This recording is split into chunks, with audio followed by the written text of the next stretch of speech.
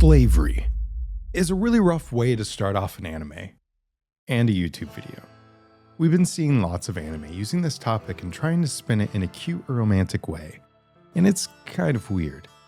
But there was one anime I found that went about it in a different way. The show covered how we can be enslaved by our own thoughts of ourselves, and how difficult it can be to truly break free and accept the kindness of others. However, it did start with actual slavery, but that's not what this is about, so let's get right into it. Born into a world that didn't understand her, Chise was not a normal child. She could see things that others couldn't, which made people think she was creepy, so she was labeled an outcast, a freak. Chise was passed around from relative to relative, never truly being welcome in any of their homes. This didn't make her angry though, but taught her a lesson, that she is unwanted and worthless. Because of this, she had no self-worth and didn't value her life. She felt the world would be better without her, but even more so, death was something she longed for since it would bring peace. But someone convinced her that if she couldn't give her life worth, maybe someone else could. So she sold herself as a slave, thinking at least it would give her a home. Selling herself wasn't a hard decision, since she was never free to begin with. As we move forward, we see that Chise's abnormality made her highly valuable at an auction, attracting those who sought to exploit her. She's a slave beggy, a term we'll dive into later, but for now, know it made her highly sought after.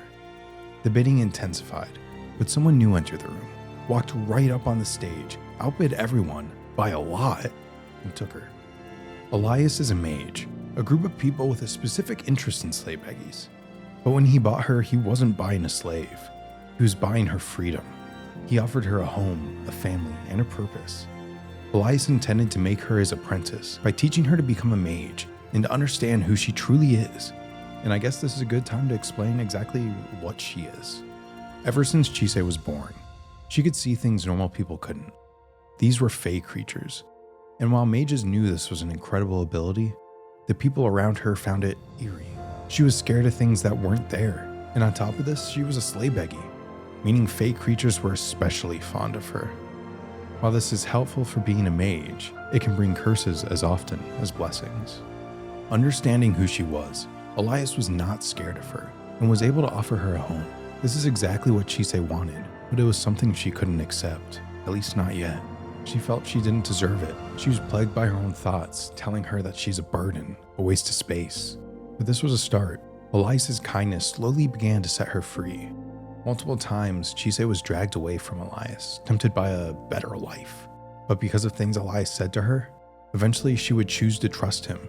And when she did, he would appear to help her and bring her back home.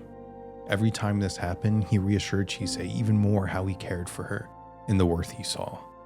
Elias showed Chise that the world is worth loving and can be beautiful even during grief and the horrible things that may happen. Even though Chise began to trust Elias, the path to truly accepting the gifts he offered was filled with internal conflict. Initially, the world had constructed walls around her. She was labeled and confined by those who didn't understand her powers or her pain.